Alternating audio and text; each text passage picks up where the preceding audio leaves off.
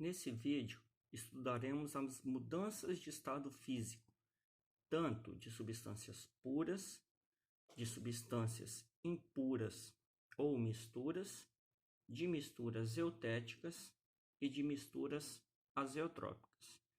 Nesse primeiro momento, eu apresentarei um diagrama de mudança de estado físico de uma substância pura, na ocasião a água pura.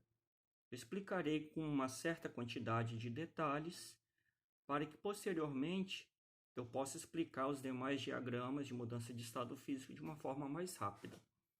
Então nós temos aqui uma amostra de água pura. No eixo Y, a temperatura da substância. No eixo X, o tempo do procedimento, o tempo do processo. Um diagrama de aquecimento da água pura, porque eu observo que à medida em que o tempo vai passando, a temperatura da substância vai aumentando. Então, no eixo Y, a temperatura expressa em graus Celsius. No eixo X, o tempo expresso em minuto. Observe que se eu já especifico no eixo que a temperatura está em graus Celsius, não é necessário repetir esse grau Celsius aqui ao longo do eixo. Então, coloco somente os valores de temperatura e os valores de tempo, e já fica subentendido que as unidades são graus Celsius e minutos. Então, inicialmente, o processo começa com a temperatura de menos 80 graus Celsius. Nessa temperatura, a água é uma substância sólida. E à medida em que ela vai sendo aquecida, a sua temperatura vai aumentando. Menos 80, menos 60, menos 40, menos 20, até chegar em zero. Nesse ponto começa um processo de fusão, processo de mudança de estado físico. Então, durante a fusão, a temperatura permanece constante. Então, nesse ponto, nós temos somente gelo, mais gelo do que líquido, metade gelo, metade líquido, mais líquido do que gelo, somente líquido. Nesse ponto, o último grãozinho de gelo se fundiu. Depois que todo o gelo estiver fundido, eu continuo injetando calor no sistema e a temperatura do líquido vai subindo. Então, 0 graus Celsius, 20, 40, 60, 80, 99, 100 graus Celsius. Quando a água chegar numa temperatura de 100 graus Celsius, que é a sua temperatura de ebulição, ela vai começar um novo processo de mudança de estado físico, de líquido para gasoso. Então, nesse ponto, nós temos somente água líquida, mais líquido do que vapor, mais vapor do que líquido, metade vapor, metade líquido, mais vapor do que líquido. A última gotinha de água se evaporou. Depois que toda a água está na forma de vapor, se eu continuar fornecendo calor, a temperatura do vapor vai aumentando para 120, 140, 160, 180 graus Celsius, e eu encerro o aquecimento nesse ponto. Observem que esse diagrama tem 5 estágios. Água exclusivamente no estado sólido, água em processo de mudança de estado físico, em processo de fusão, sólido em equilíbrio com líquido, numa temperatura constante igual a 0 graus Celsius. Depois água exclusivamente no estado líquido. Depois novamente um processo de mudança de fase, que é a vaporização, líquido em equilíbrio com gás, que é o processo de vaporização, e depois água exclusivamente no estado gasoso. São 5 estágios. Em 3 estágios, a temperatura da água aumenta, e em 2 estágios que são mudanças de estado físico, a temperatura da água permanece constante. Qual o motivo desse comportamento? Que nesse estágio 1, nesse estágio 3 e nesse estágio 5, onde nós temos essas inclinações, onde ocorre aumento de temperatura, todo o calor que está sendo injetado no sistema é utilizado para aumentar a temperatura, para aumentar a agitação das partículas. Já no estágio 2, que é a fusão, e no estágio 4, que é a vaporização, todo o calor que é injetado no sistema é utilizado exclusivamente para mudar o estado físico da substância e não para aumentar a agitação molecular. Então, observem o seguinte: no estado sólido, as partículas estão próximas e razoavelmente organizadas. No estado líquido, as partículas também estão próximas, um pouquinho mais afastadas do que no estado sólido e desorganizadas. E no estado gasoso, em média, as partículas estão dispersas. Então, para mudar o espaço entre as partículas, eu preciso fornecer calor. Então, se eu quiser mudar do estado sólido para o estado líquido, eu preciso fornecer calor para que essas partículas se afastem, resultando numa mudança de estado físico. E se eu quiser mudar o sistema do estado líquido para gasoso, eu também preciso injetar calor para afastar as moléculas. Só que do estado líquido para o estado gasoso, esse distanciamento entre as partículas ele é bem maior do que do estado sólido para o estado líquido. Então, de uma forma geral, se para mudar do estado sólido para líquido é necessária uma quantidade Q de calor, para a mesma substância passar do estado líquido para o estado gasoso, é necessário cerca de 7 vezes mais calor. Isso pode ser observado aqui no diagrama de mudança de estado físico. No eixo X, eu coloquei o tempo de duração do processo. Então, de 0 a 5 minutos, a substância permanece exclusivamente no estado sólido, ou seja, durante 5 minutos. Do tempo 5 ao tempo 10, a substância está em processo de fusão. Então, duração do processo, 5 minutos. Do tempo 10 ao tempo 20, a água está líquida, está sendo aquecida. A duração desse processo foi de 10 minutos. E do tempo 20 ao tempo 55, a substância está em processo de vaporização. De 20 até 55, a duração do processo é de 35 minutos. E do tempo 55 a 65, duração de 10 minutos, substância exclusivamente na forma de vapor. Se vocês observarem, a escala do gráfico aqui ela está distorcida. Nessa distância aqui nós temos 5 minutos. Nessa mesma distância nós temos 35 minutos. Isso porque eu já peguei um diagrama pronto e fiz essa impressão e atribuí esses valores arbitrariamente. É importante que quando vocês forem construir esses diagramas de mudança de estado físico, vocês respeitem essas escalas aqui. Então, vocês poderiam subdividir a cada 5 ou a cada 10 minutos, indo colocando 5, 0, 5, 10, 15, 20, 25, 30, até 65 minutos. A escala do eixo Y também está distorcida. Não muito, mas um pouquinho distorcida. Então, é importante que vocês mantenham a escala proporcional tanto no eixo Y quanto no eixo X. Nesse exemplo, isso não acontece porque eu já peguei um diagrama pronto e imprimi esse diagrama e já aproveitei para criar uma escala arbitrária aqui para enriquecer um pouco a explicação.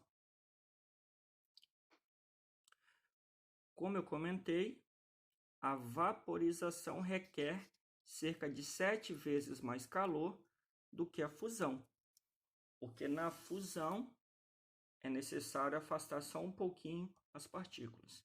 Na vaporização é necessário afastar muito as partículas. Então, para vaporizar uma substância é necessário cerca, não é um valor fixo, de 7 vezes mais calor do que para fundir uma substância. Então, por isso que eu escolhi os valores aqui. Um intervalo de 5 minutos na fusão e um intervalo de 7 vezes 5, 35 minutos na vaporização. Então, esse é o diagrama de uma mudança de estado físico de uma substância pura. Qualquer substância pura terá um diagrama similar a esse daqui. Então, se eu substituir água pura por etanol puro, por acetona pura, por éter puro, por benzeno puro, por outra substância pura, o perfil, o estilo do gráfico aqui será o mesmo. Só que as temperaturas de fusão e de ebulição vão mudar para cada substância e a duração de cada estágio desse daqui também será diferente. Então, basicamente, o que vai mudar são os valores, mas o perfil, o estilo, o modelo do diagrama vai ser parecido para qualquer substância pura. Então, nesse slide aqui, nós temos o mesmo diagrama anterior, diagrama da água pura, de uma forma mais simplificada. Observem que sempre na fusão e na ebulição a temperatura será constante. E agora eu falei algumas alterações mostrando como que seria o diagrama de uma substância impura ou uma mistura.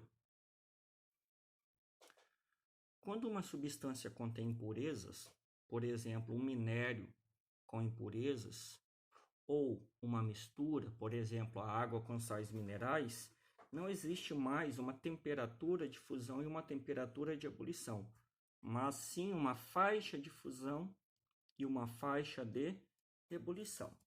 Então, a substância passa pelos estágios de sólido, líquido e gasoso, mas durante a fusão e durante a vaporização, a temperatura não permanece constante. Então, eu terei sólido em equilíbrio com líquido na fusão, só que a fusão terá uma temperatura inicial e uma temperatura final.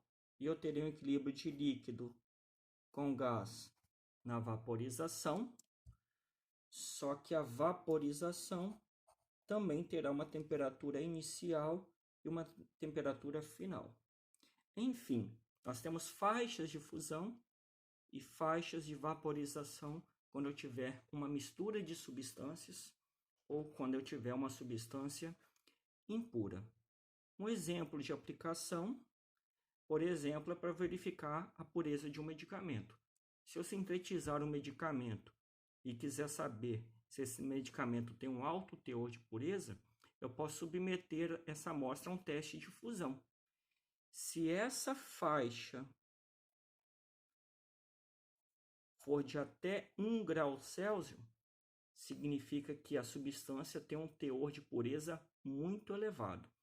Então, quando o medicamento é submetido a um teste de fusão e essa faixa de fusão tem uma variação, por exemplo, de 150 graus Celsius até 150,8, 0,8 graus Celsius, significa que esse medicamento tem um elevado teor de pureza. Quais substâncias impuras ou misturas possuem esse tipo de diagrama? Praticamente todas. Então, esse é o modelo de diagrama de substâncias impuras ou misturas. No entanto, existem misturas denominadas eutéticas e misturas denominadas azeotrópicas, que constituem uma minoria entre todas as misturas que são possíveis. Então, o que é uma mistura eutética? Mistura eutética são misturas que apresentam a temperatura de fusão constante. Ao invés de nós termos uma faixa de fusão e uma faixa de ebulição, nós teremos uma faixa na ebulição, mas na fusão a temperatura será constante, como se essa substância fosse pura, mas na verdade ela não é pura, ela é impura ou é uma mistura. Um exemplo muito conhecido é a solda de componente eletrônico. Ela é constituída de uma liga metálica contendo 63% de estanho e 37% de chumbo. Para essa liga metálica, para essa solda de componente eletrônico ser uma mistura eutética, tem que ser uma mistura de estanho com chumbo? Sim. Tem que ser 63% de estanho e 37% de chumbo? Sim. Então não é qualquer mistura de dois metais e em qualquer proporção que vai formar uma mistura eutética. No caso, tem que ser estanho com chumbo na proporção de 63% e 37%. Somente nesta composição entre esses dois metais é que se forma uma mistura eutética. O que é interessante nessa mistura? Que o estanho puro tem temperatura de fusão de 232 graus Celsius. O chumbo puro, 327 graus Celsius. E essa mistura eutética, que é a solda de componente eletrônico, tem uma temperatura de fusão de 183 graus Celsius, que é menor do que a do chumbo puro e que é menor do que a do estanho puro. Então essa liga metálica se torna especialmente interessante para soldar componentes eletrônicos, porque ela pode ser facilmente fundida utilizando um ferro de solda. Um outro exemplo aqui importante é a adição do que se chama de fundentes na indústria siderúrgica. Por exemplo, para se fundir minérios, é possível adicionar um fundente, de modo que essa mistura do fundente com o minério forma uma mistura eutética. E essa mistura eutética, ela se funda numa temperatura menor do que a do minério puro. Então, vou citar valores arbitrários aqui. Digamos que a temperatura de fusão do minério de ferro seja 2.500 graus Celsius. Com a adição do fundente, essa mistura se transforma em eutética, desde que essa mistura aconteça numa proporção específica, e essa temperatura de fusão da mistura cai de 2.500 graus Celsius para 1.500 graus Celsius. Isso facilita o processo de fusão do minério na siderurgia. Um outro tipo de mistura são as misturas azeotrópicas. Misturas azeotrópicas são aquelas que possuem a temperatura de ebulição constante. A fusão continua uma faixa, mas a ebulição tem temperatura constante. O exemplo mais conhecido é o álcool 96% em volume. Trata-se de uma solução que tem 96% em volume de etanol e 4% em água. Essa mistura se funde em uma temperatura constante, igual a 78,2 graus Celsius. Então, a água pura tem temperatura de ebulição 100 graus Celsius, o etanol puro 78,4 graus Celsius e uma mistura azeotrópica contendo 96% em volume de etanol e 4% em volume de água se funde numa temperatura menor do que a do etanol, não muito menor, mas é menor, e menor do que a da água pura, 78,2 graus Celsius. Por isso que a gente não encontra, por exemplo, em supermercado, em postos de combustíveis, um álcool com um teor maior do que 96%. Porque durante a purificação, durante a separação do álcool, no processo de destilação fracionada, que eu vou comentar mais adiante, o álcool e a água formam uma mistura azeotrópica. Então, não é possível separar da água todo o álcool e atingir um teor de 100% de etanol. Por isso que, comumente, a gente encontra um teor de 96% no álcool do supermercado e no álcool combustível, na faixa de 95%, 96%.